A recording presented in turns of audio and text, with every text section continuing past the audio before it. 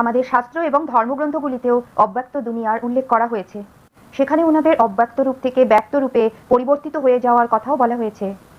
এই সমস্ত কিছু বোঝার জন্য আত্মাদের উচ্চ শ্রেণীর হওয়া অতি প্রয়োজনীয়।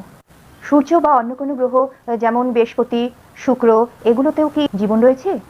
অন্যান্য গ্রহে জীবনের সম্ভাবনা নিয়ে বিজ্ঞানে এখনো পর্যন্ত রহস্যের উদ্ঘাটন হয়নি।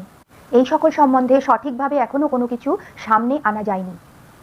বাপুজি বলেছেন যে পৃথিবীর মতো সৌরমণ্ডলে অন্যান্য গ্রহ আছে, যেমন বৃহস্পতি, মঙ্গল ও শুক্র প্রভৃতিতেও প্রাণ আছে। আমাদের শাস্ত্র গ্রন্থগুলিতে লেখা আছে যে যাহা আছে ব্রহ্মাণ্ডে তাহাই আছে পিণ্ডে।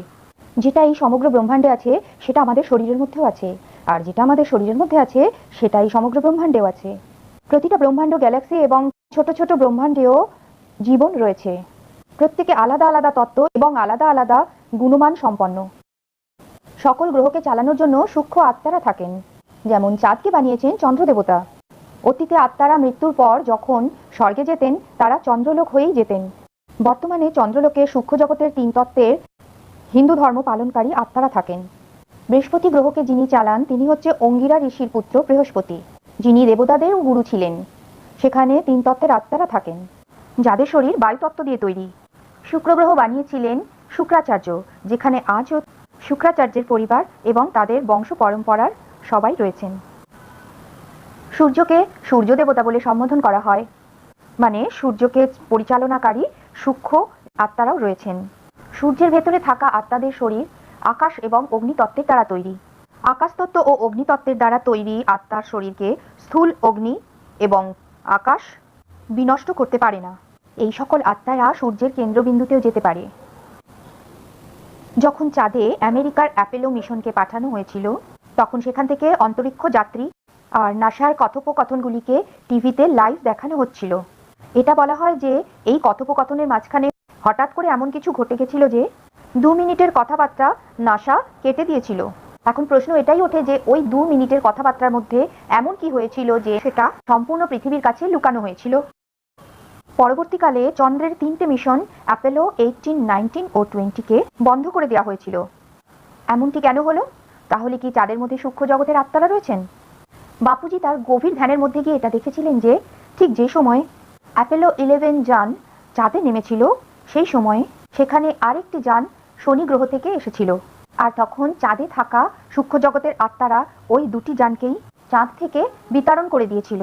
যেমন পৃথিবীতে একটি দেশ থেকে অন্য দেশে যাতায়াত করার জন্য অনুমতি নিতে হয়, যেমন করে ভিসা আবশ্যক হয়, তেমনি সূক্ষ্ম জগতের আত্মারাও অন্যান্য গ্রহ থেকে আগত আত্মাদের নিজেদের গ্রহে প্রবেশ করতে দেয় না। কিন্তু বর্তমানে সবার মধ্যে একটি সমঝোতা হয়েছে যে তারা এখন একে অপরকে নিজের নিজের গ্রহে আসতে অনুমতি দেবেন। সূক্ষ্ম জগতে নানা ধরনের রহস্যময় ঘটনা ঘটতেই থাকে, যেগুলিকে নাসা সবসময় প্রত্যক্ষ করতে পারে না। সূক্ষ্ম রেডিও তরঙ্গ। বৈজ্ঞানিকেরা অন্তরিক্ষ থেকে অনেক সময় সূক্ষ্ম রেডিও তরঙ্গ আসার দাবি করেছেন। আমরা ওই রেডিও তরঙ্গগুলিকে কি কখনো বুঝতে পারবো? রুশ 94 লাইট ইয়ার্স মানে 8,79,33,400 কোটি কিলোমিটার দূর থেকে আসা অন্য একটি দুনিয়ার রেডিও তরঙ্গকে ধরেছিলেন। এই ধরনের রেডিও তরঙ্গ অনেক সময় আমাদের পৃথিবীতে আসতে থাকে, কিন্তু সায়েন্স তাকে ডিকোড করার ব্যাপারে অসমর্থ হয়েছে। আজও রেডিও তরঙ্গগুলি কারা পাঠায় এবং তার মানেটা কি সেটা একটি রহস্য হয়েই রয়েছে। আমাদের ইউনিভার্সে আরত কোটি গ্যালাক্সি, নানা আলাদা আলাদা স্তরের দুনিয়া হয়েছে। এই সকল দুনিয়ার ভাষাও আলাদা, তাদের ভাষা টেলিপ্যাথিক। আজ পর্যন্ত আমরা আমাদের কাছ থেকে আসা রেডিও তরঙ্গগুলিকেও বুঝতে পারিনি। যদি পৃথিবী থেকে এলিয়ানদের সঙ্গে সংযোগ তৈরি করার জন্য রেডিও তরঙ্গ পাঠানো যায় তো, আর যদি সেই সকল ব্রহ্মাণ্ডের দূরত্ব আমাদের পৃথিবী থেকে 2000 প্রকাশ বর্ষ হয় তো সেই তরঙ্গকে ওখানে পৌঁছানোর জন্য 2000 বছর লাগবে। আর যদি এলিয়ান্সেরা সেখান থেকে তার উত্তর পাঠায় তবে সেই উত্তরও পৃথিবীতে পৌঁছানোর জন্য 2000 বছর আরও লাগবে। অন্যান্য সূর্যমণ্ডল, ইউনিভার্স ও গ্যালাক্সি থেকে আসা রেডিও তরঙ্গকে বোঝা তো অনেক দূরের কথা। আমাদের সূর্যমণ্ডলে অনেকগুলি লোক রয়েছে আর 3 তত্ত্বের অনেক দুনিয়া রয়েছে, তাদেরকেই আমরা এখনো পর্যন্ত দেখতে পাইনি আর ধরতেও পারিনি। ইউএফও। ভারতের ধর্মগ্রন্থগুলি খ্রিস্টপূর্ব 4000 বছরের যাত্রাকে বর্ণন করে। বৈমানিক শাস্ত্র বলে একটি সংস্কৃত ভাষার পদ্যে লেখা গ্রন্থে বলা হয়েছে যে প্রাচীন গ্রন্থে বর্ণিত বিমানগুলি রকেটের সমান উঠতে পারত।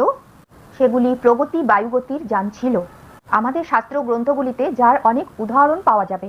বিষ্ণুলোক থেকে ভগবান বিষ্ণু গরুর বিমানে করে, আর ব্রহ্মলোক থেকে ব্রহ্মা হংসের মতো আকৃতির বিমানে পৃথিবীতে আর অন্যান্য লোকে যাতায়াত করতেন। ভগবান কার্তিক সম্পূর্ণ ব্রহ্মাণ্ডে ময়ূরের মতো দেখতে বিমানে যাতায়াত করতেন। আর চন্দ্রদেব, যার আরেকটি নাম হলো সোম, যিনি সোমনাথ মন্দির বানিয়েছিলেন, তিনিও তার নিজস্ব বাহনে করে সোমনাথ মন্দিরে ভগবান শিবের পূজা করতে আসতেন। রাবণের কাছেও বায়ুতত্ত্বের তৈরি পুষ্পক বিমান ছিল। সেটাতে করেও তিনি যে কোনো জায়গায় যাতায়াতের জন্য নিজের মনের গতি দিয়ে অসীমিতভাবে যাতায়াত করতে পারতেন। রাবণের কাছে এমন শক্তি ছিল যে তিনি বিমানের সকল যাত্রীকে বায়ুতত্ত্বে পরিবর্তিত করে বিমানে বসাতে পারতেন এবং লোক সংখ্যা অনুযায়ী বিমানের দৈর্ঘ্য এবং প্রস্থ বাড়াতে পারতেন। আমাদের পৌরাণিক কথা এবং নানা ধরনের শাস্ত্রে অসংখ্য বিমানের কথা বর্ণিত হয়েছে। বর্তমানে সমস্ত দুনিয়ায় নানা ধরনের ইউএফও দেখার প্রমাণ পাওয়া গেছে। মানুষ এই স্থূল চক্ষুর দ্বারা ইউএফওকে দেখতে পায় না, আর র্যাডারও ইউএফওকে ধরতে পারে না, কেননা ইউএফও পরম তত্ত্বের দ্বারা তৈরি হয়। তাদেরকে পরম তত্ত্বের দিব্য বস্তুর দ্বারাই দেখা যায়। পরম তত্ত্বের তৈরি ইউএফওর গতি আমাদের স্থূল তত্ত্বের বিমানের চাইতে আরও কোটি গুণ বেশি হয়। পরম তত্ত্বের দেহ ধারণকারী এলিয়ান্সরাই তাকে চালাতে পারে।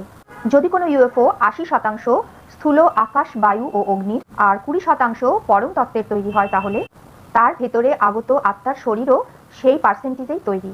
যদি ইউএফও 50% 3 স্থূল তত্ত্ব আর 50% পরম তত্ত্বের তৈরি হয়, তাহলে ইউএফওর গতিও সেই ধরনেরই হবে।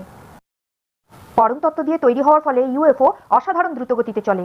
উচ্চগুণ সম্পন্ন পরম প্রকাশের তৈরি ইউএফওর গতি আলোর গতির থেকে আরও কোটি গুণ বেশি হয়। পরম প্রকাশের যান সংকল্পের গতিতে যাত্রা করে। সেটা ফ্র্যাকশন অফ সেকেন্ডের মধ্যে অন্যান্য মাল্টিভার্সে চলে যেতে পারে। অনেকবার আকাশে উড়ন্ত চাকি দেখার খবর এসেছে। কোনো ইউএফও যদি পৃথিবীর বায়ুমণ্ডলের 200 কিলোমিটারের আশেপাশে চলে আসে, তবে তার উপর পৃথিবীর বায়ুমণ্ডলের প্রভাব পড়ে যায়। তখন ওই পরম তত্ত্বের যান স্থূল বায়ুতত্ত্ব এবং স্থূল বায়ুতত্ত্বের স্থূল অগ্নিতত্ত্বে পরিবর্তিত হয়ে যায়। আমরা আকাশে যে দিব্য বিমানের চমক দেখি, সেটা অগ্নি প্রকাশ। ইউএফওর স্থূল তত্ত্বে পরিবর্তিত হওয়ার সময় এটা দেখা যায়, আর যখনই সে গতি বাড়িয়ে দেয়, তখন সেই স্থূল তত্ত্ব আবার পরম তত্ত্বে পরিবর্তিত হয়ে যায়, আর দেখতে দেখতে বিমানের প্রকাশ 1 সেকেন্ডেই গায়েব হয়ে যায়। যখন ইউএফওটির বাইরের আবরণে স্থূল তত্ত্বের মাত্রা বেড়ে যায়, তখনই মানুষ তার স্থূল চোখে সেই ইউএফওকে দেখতে পায়। সেই সময় ইউএফওর ফটো তোলাও সম্ভব, আর সেই মুহূর্তে তারা র্যাডারের ভিতরেও চলে আসে।